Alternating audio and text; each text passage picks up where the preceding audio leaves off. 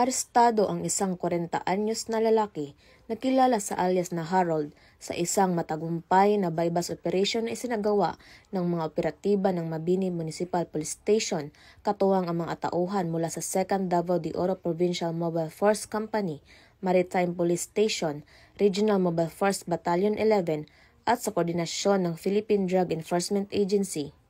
Naganap ang operasyon sa Purok Makugihon, Barangay Kuambong, Mabini, Davao de Oro, dakong alas 12:37 ng madaling araw noong Setyembre 7 taong kasalukuyan.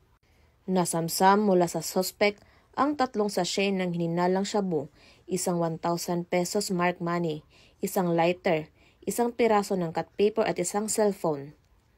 Ang sospek ay nahaharap ngayon sa kasong paglabag sa Section 5 at 11 ng Republic Act No. 9165 o ang Comprehensive Dangerous Drugs Act of 2002.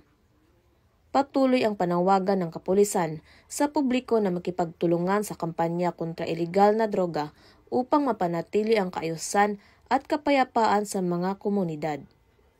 Mula dito sa Police Regional Office 11, ako ang inyong PNN correspondent, Patrolwoman Alden Cañazares, alagad ng batas, taga-taguyod ng Balitang Pulis.